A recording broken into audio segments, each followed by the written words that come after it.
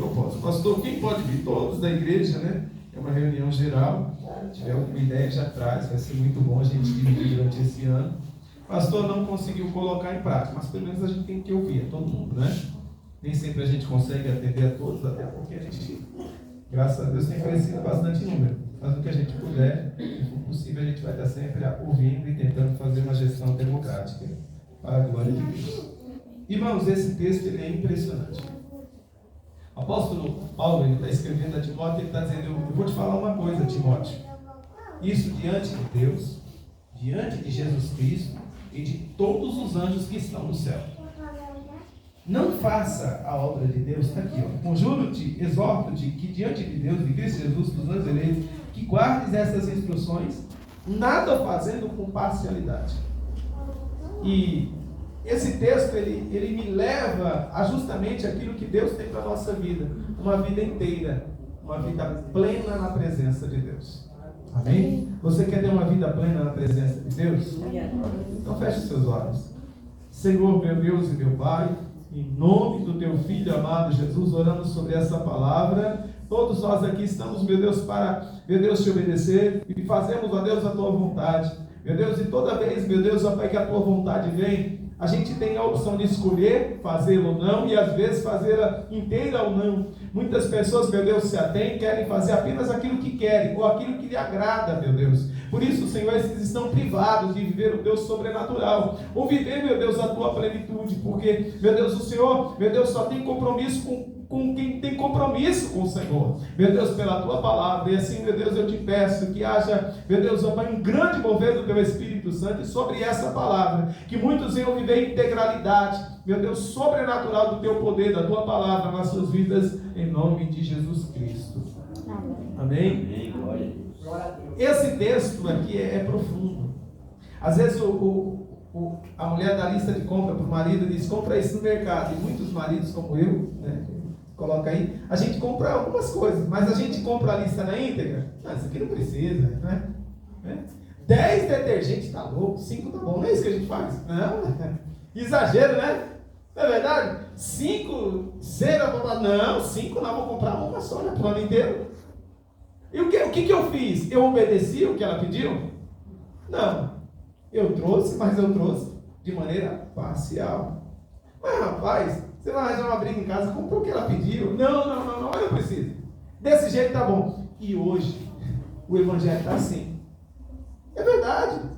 Tem evangélico que não, eu sou evangélico, mas glória a Deus. Mas não me batizei não. Falei, nossa, tá estranho. Não. Ser evangélico? Mas a Bíblia não diz para se batizar? Não, mas não é bem assim não. Aí, não, eu sou crente, eu vou na igreja, tá, glória a Deus, você é dizimista? Não, eu não tocou no meu coração. Não. Mas como que pode? A pessoa ouve o evangelho e tira dele apenas aquilo que ela quer. Eu estou falando algumas coisas, mas é verdade. E não é ofensivo, porque eu não conheço a vida de ninguém. Então a pessoa, não, eu participo da igreja tal. Glória a Deus. Ah, mas eu vou em todas as igrejas. Mas eu sou da igreja tal. Mas quando você vai lá? Que dia que teu pastor te viu ano passado? Retrasado? Mas eu sou de mesmo. Não faz sentido. Porque a Bíblia diz que nós temos que ter submissão a uma autoridade. Mas a pessoa não, ela acha que ela... E assim não é só no evangelho, não, isso está geral. Quem diz, não, eu sou de tal coisa, mas eu vou naquela, né? É verdade. Até uma vez eu fui orar para uma pessoa que era de uma religião muito grande, aqui no Brasil, a maior religião do Brasil, e eu disse assim, mas olha, a Bíblia é contra isso. Ela, não, mas isso eu também não acredito. Não. Eu abri a Bíblia, Salmo 115 diz, olha, não pode ter, não pode adorar e não pode se prostrar, está ali. E não pode fazer. A pessoa disse, mas está certo. Aquilo para mim é só uma lembrança. Não tenho nada, não considero nada. Eu adoro a Deus, meu Deus do céu. Ah, se o líder dela vê ela falando isso aí. Mas por que eu estou falando isso? Porque as pessoas fazem de maneira parcial. Irmãos, a Bíblia diz em Apocalipse, ou você é quente, ou você é frio. O morno será vomitado da boca de Deus. O que o João escreve à igreja é que não haverá diante de Deus culpado ou inocente, ou meio culpado, ou meio inocente. Ou é, ou não é. Ou você é salvo, ou você está perdido. Ou você é de Deus, ou você não é de Deus. Não existe nenhuma menção na Bíblia de mais ou menos. Não existe isso. Se você, às vezes eu enquanto teólogo, às vezes eu sou meticuloso, às vezes eu fico pensando essas coisas, porque em nenhum momento ao longo da história bíblica você vê Deus fazendo alguma coisa mais ou menos. Não há. Toda vez que Deus colocou a mão para fazer alguma coisa, Ele fez com excelência. Aleluia. Ele manifestou a glória dele. Ele sempre fez o melhor. E às vezes, Ele, quando foi corrigir, Ele corrigiu de maneira muito dura, para não deixar menção nenhuma de que Ele aprovaria. Por exemplo, Sodoma e Gomorra. Todas as cidades em volta foram destruídas. O fogo desceu do céu e consumiu tudo. Cidade de Jericó. Quando Josué entrou, as muralhas caíram, Deus disse: eu não quero nada dessa cidade. Josué, eu quero que você queime essa cidade. Eu quero que você mate todos os moradores. Eu quero que você mate todos os animais. Eu não quero nada de Jericó. Acredita nisso? E Josué, quando derrubou a cidade, disse assim: maldito que levantar essa cidade de novo. Com a morte do filho ele levanta, e com a morte de outro ele termina essa cidade. E quem reedificou Jericó, que Jericó foi reedificada, no dia que começou morreu um filho, e no dia que terminou morreu outro. Porque Deus, Ele não é mais ou menos. Aleluia. Em Tiago, capítulo 1, diz assim que toda boa dádiva e todo dom perfeito vem do céu, do alto, do Pai das luzes, que não muda, em qual não há dúvida nem sombra de variação. Deus não tem sombra de variação. Eu acho que é mais ou menos. Não, Deus é, ponto final, acabou. Quem dá esses intempéries acerca do que Deus é, do que Deus quer, são coisas humanas. Deus é exatamente claro naquilo que quer, naquilo que deseja para a nossa vida, ponto final e acabou.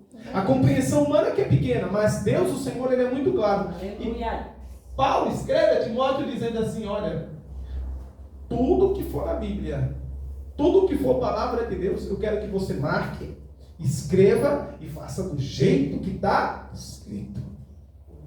Glória a Deus. Glória a Deus, aleluia, Jesus. Diga glória a Deus. Glória a Deus. Amém? Então, quando eu leio esse texto, eu não leio buscando o que eu quero, eu leio para trazer para a minha vida o que está escrito. Aqui a gente não tem nenhum livro adicional. Tem algum livro adicional? Não tem. Aqui a gente lê Bíblia como Bíblia. Eu nunca trouxe texto aqui de outros autores, embora fosse nada errado, mas a nossa fonte de inspiração e de doutrina aqui é somente a Bíblia Sagrada, a palavra de Deus. E eu sempre abro o texto assim, eu deixo aberto para que você leia o que está escrito.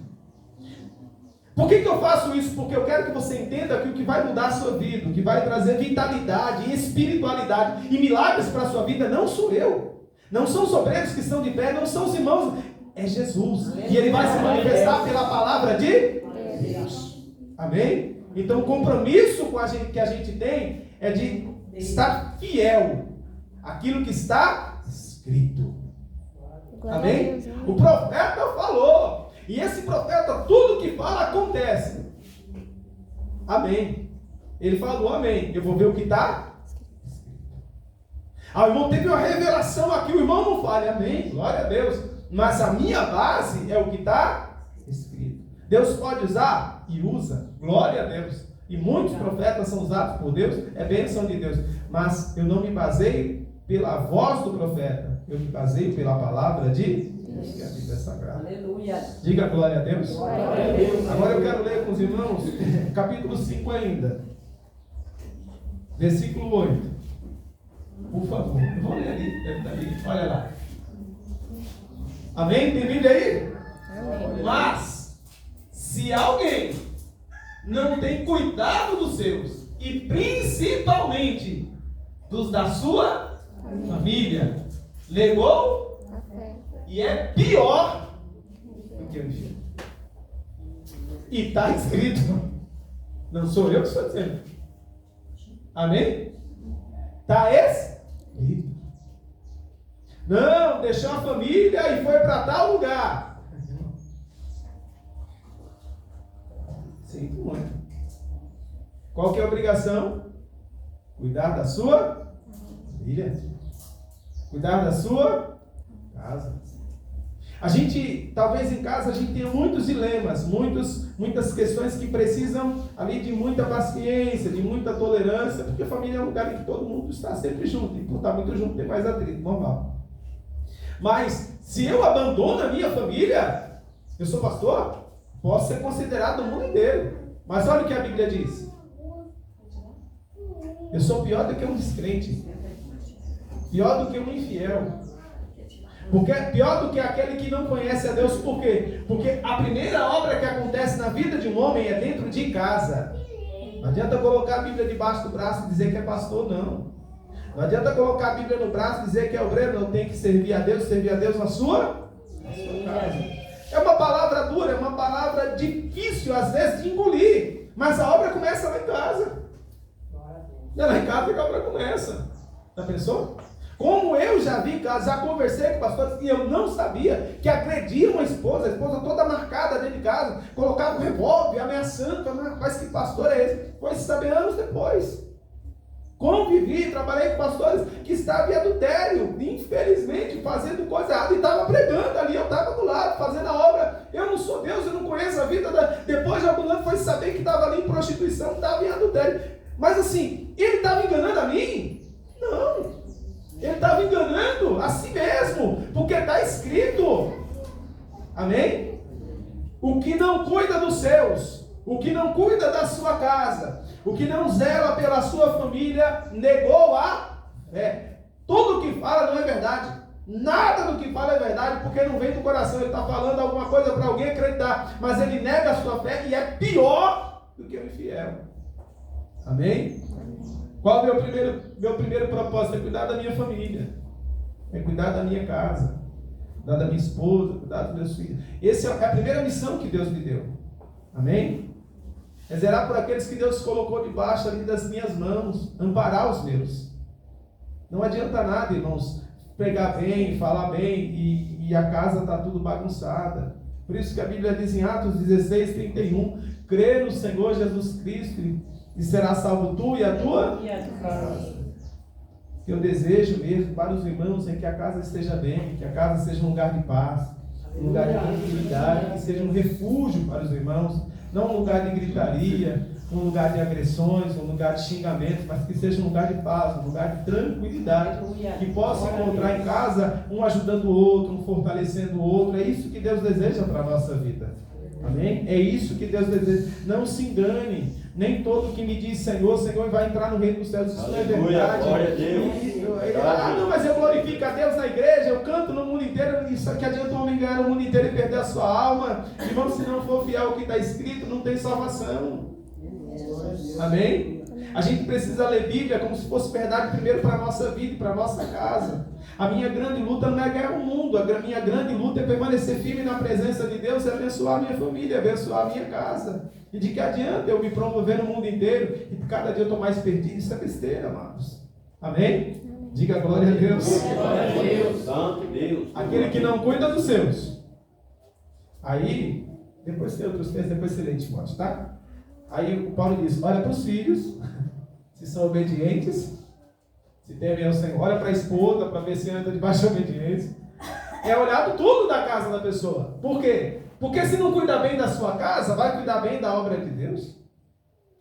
Não é verdade? Então isso a gente precisa zelar. A gente precisa cuidar da nossa casa. Aleluia, Pastor, glória a Deus. mas e o que eu recebo de volta? Irmãos, ouça isso. Não se engane. Quem vai cuidar de você nos últimos dias da sua vida é alguém que você cuidou. Os filhos geralmente cuidam dos pais, a esposa cuida do marido. Eu ouvi isso de um obreiro que a esposa foi para a UTI e estava desenganada. Ele começou a ir lá todos os dias, a enfermeira falou, você é irmão dela? Eu falei, não, eu sou marido. Aí ela disse assim, nossa, que coisa diferente. Eu falei assim, por quê? Porque o marido é o primeiro que deixa nesses casos. Quem cuida geralmente é a família. E ele disse para ela, pois você vai me ver aqui todos os dias. Até o Senhor fazer a obra. E ele ficou do primeiro até o último, ela ficou 6 meses em coma, praticamente como morta, só pelo aparelho sem nenhuma reação. Depois de 6 meses ela voltou a vida. Aleluia. Amém? Por que eu estou falando? Porque muita gente se engana com olhares bonitos e deixa a esposa e vai atrás daquele olhar bonito. Irmão, é só dinheiro, é só aparência. Ela vai só tomar a tua capa e o teu bordão. Essa é a história antiga lá de Judá. Mas assim, e não vai querer mais nada com você. O dia que você ficar doente, é a mãe que cuida, é o pai que cuida, é o filho que cuida, é a filha que cuida. A nossa obra é dentro de casa, amados. A nossa obra é dentro da família. Aleluia, Deus. Glória a Deus. Diga glória a Deus. Glória a Deus. Zere por essa pessoa que Deus colocou do seu lado, seja seu pai, seja sua esposa, seu esposo, sua mãe, seu filho. Zere por essa pessoa e cuide dela, porque um dia talvez o Senhor use essa pessoa para abençoar os teus últimos passos. É muito bonita a história de Davi, porque no final da vida dele ele tinha muito frio, muito frio. Ele ficou doente, uma doença que dá muito frio. E sabe quem cuidou dele? Ali os filhos e a família ali, e colocaram uma mocinha virgem para aquecer o corpo de Davi, porque assim ele tinha muito frio. Você vê como morreu em amor, morreu em cuidado, os últimos dias zelado. Mas por quê? Porque sempre cuidou da sua família. Davi foi um pastor que cuidou da sua família. Deus fez coisas erradas e quem não faz, mas sempre cuidou da sua família. Você vai ver Davi fazendo tudo pelos seus filhos. Tudo pela sua família. Ele quase morreu por causa dos filhos, mas ele sempre fez tudo o que pôde pelos filhos. Tudo, tudo. Você não vai ver Davi negando nada para o filho. Assim, ele fazia de tudo pela família. Por quê? Porque essa é a primeira obra que a gente precisa ter na vida. Diga glória a Deus. Glória a Deus. Eu não quero que você se assuste, eu sei que você aplaude, eu sou bom, mas a gente continua lendo Bíblia como se deve fazer, lendo texto por texto, vez por vez. Tá bom? Versículo 22, olha lá, por favor. Os meninos estão me ajudando bastante. Vou ler aqui. A ninguém imponhas precipitadamente as mãos, nem participe dos pecados alheios, conserve a ti mesmo puro. Olha lá.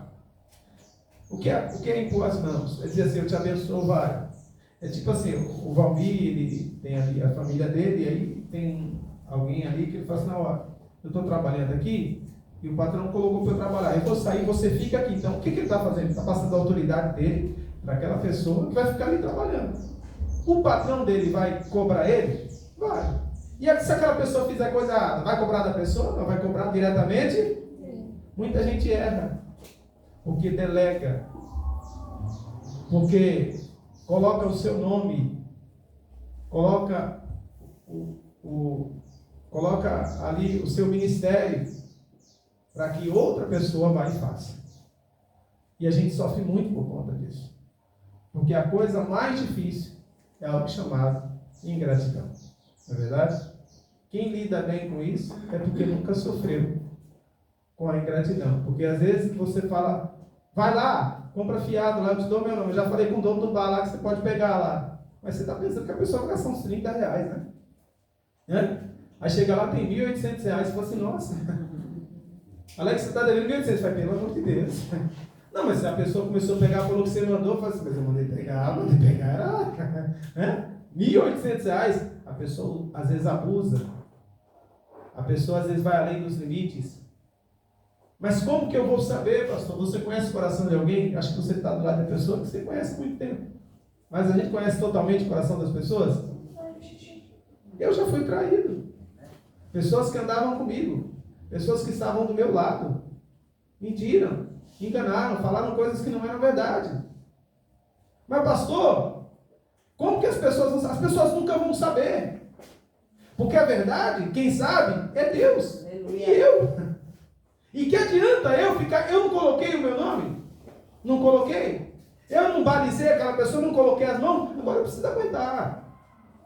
Por isso que a gente precisa muito saber quem a gente delega autoridade, quem você confia, vai contar um segredo, vai contar para qualquer um, depois fica falado aí. A gente precisa saber muito, reclamando da esposa para o vizinho. Aí o vizinho já vai contar para todo mundo, fala, olha lá, a esposa não presta, a esposa não presta. Irmãos, a gente precisa saber muito quem a gente confia.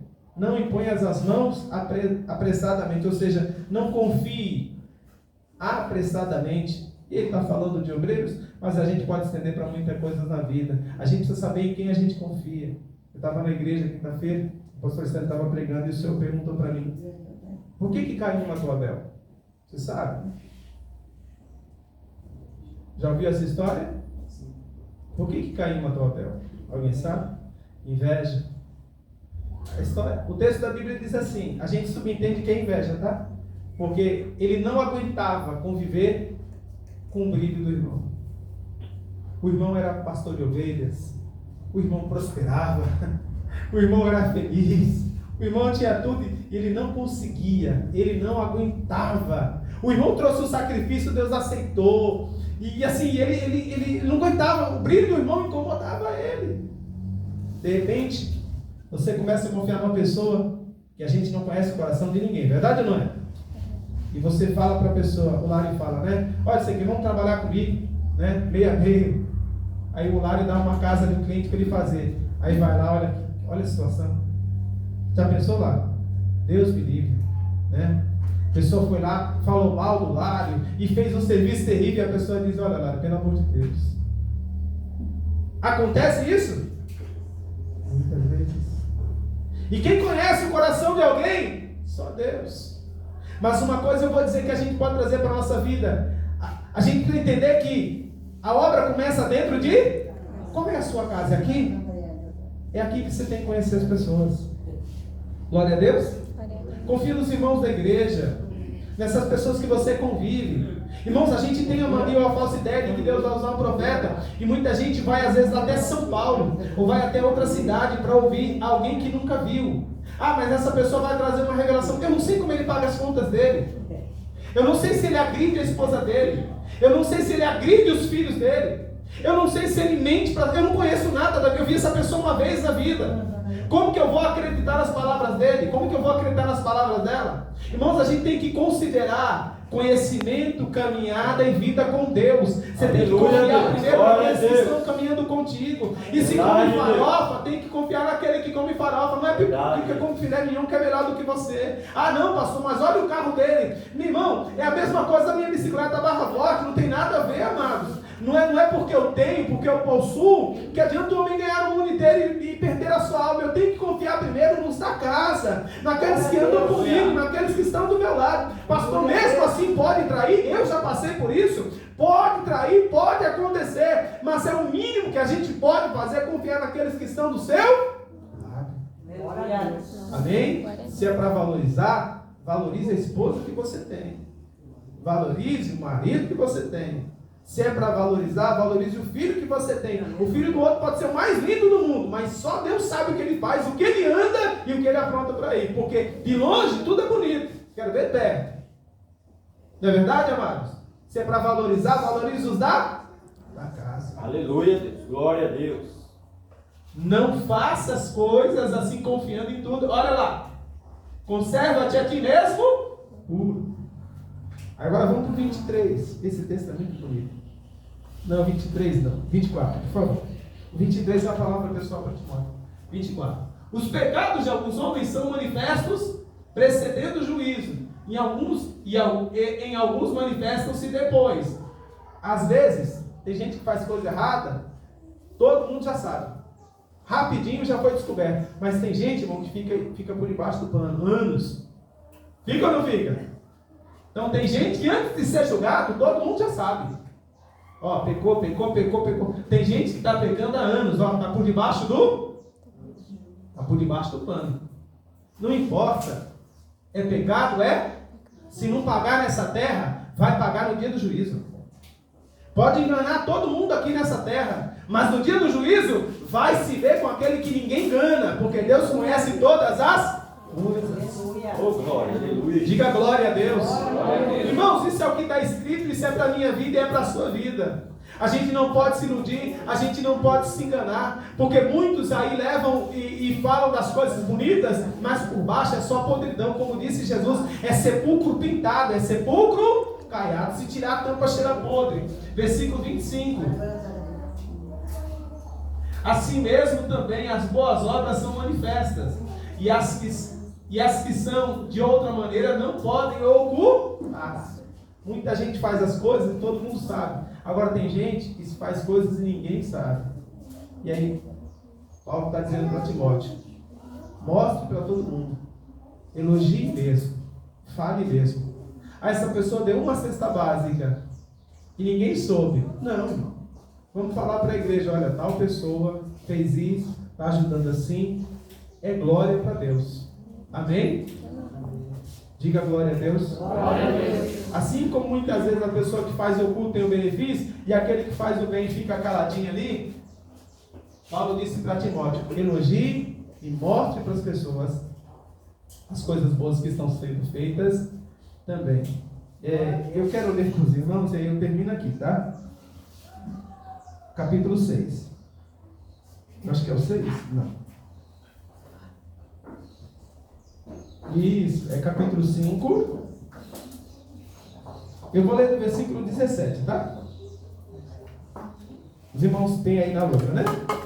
Os presbíteros que governem bem a sua, sejam estimados por dignos de duplicada honra, principalmente os que trabalham na palavra e no ensino. Versículo 18.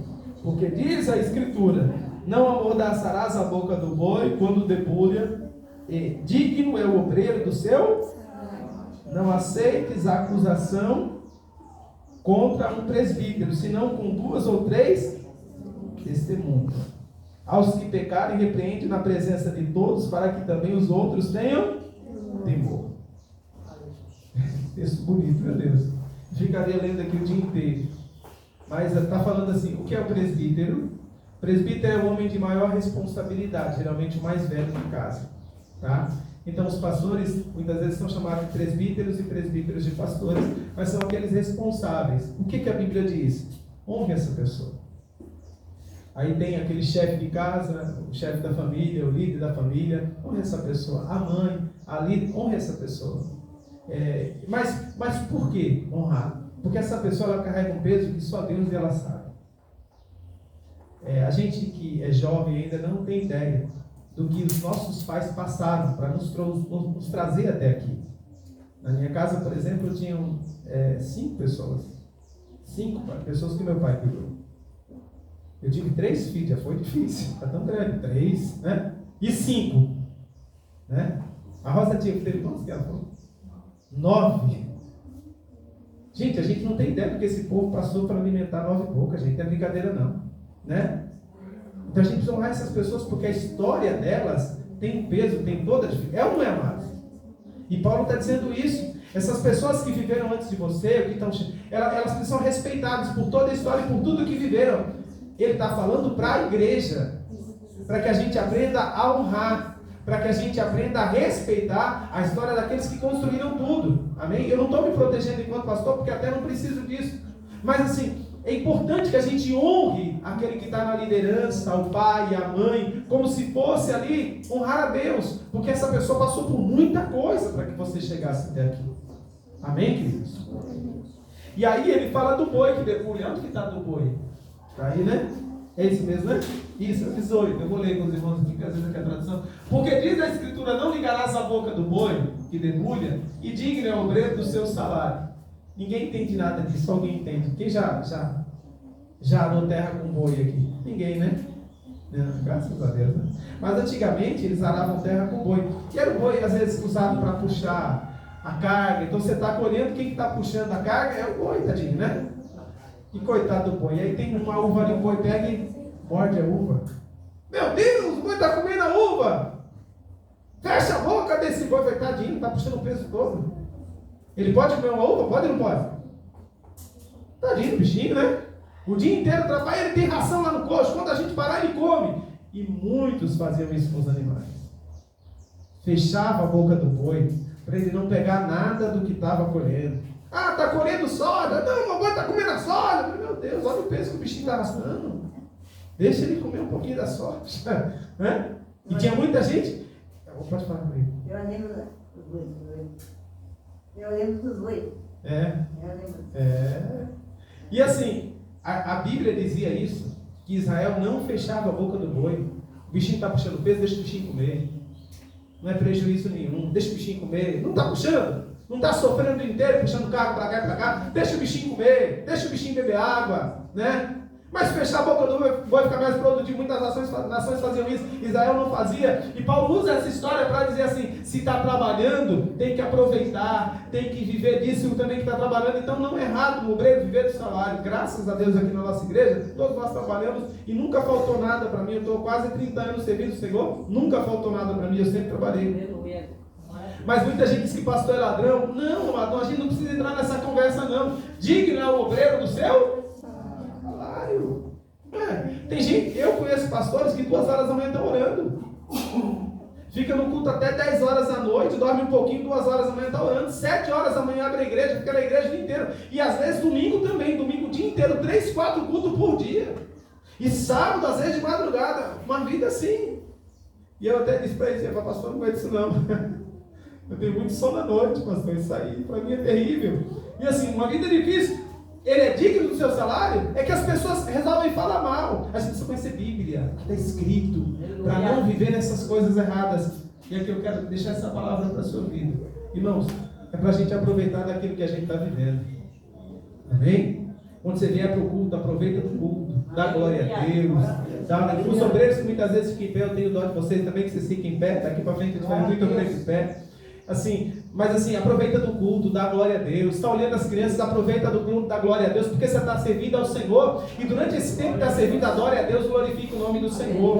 Quem está louvando aqui, aproveita e adora a Deus. Ah, pastor, mas tem um problema, todo lugar tem problema. Ah, tem uma dificuldade, todo lugar tem dificuldade. Mas aproveite servindo ao Senhor. Que o culto não seja pesado, que a adoração não seja por causa da preocupação. Não se preocupe com nada de adorar a Deus. O que não está tão bom, Deus vai preparar. Que a gente, todo mundo é simples. Mas enquanto a gente trabalha para o Senhor, a gente tem que viver a vida. A gente tem que ser feliz. A gente tem que aproveitar o melhor do Senhor para a nossa vida. Diga glória a Deus. Tem muita coisa acontecendo de boa no nosso meio, amado. E a gente tem que aproveitar para provar, para viver o melhor de Deus na nossa vida. Sem pecado. Sem miséria. Amém? Diga glória a Deus. Glória a Deus.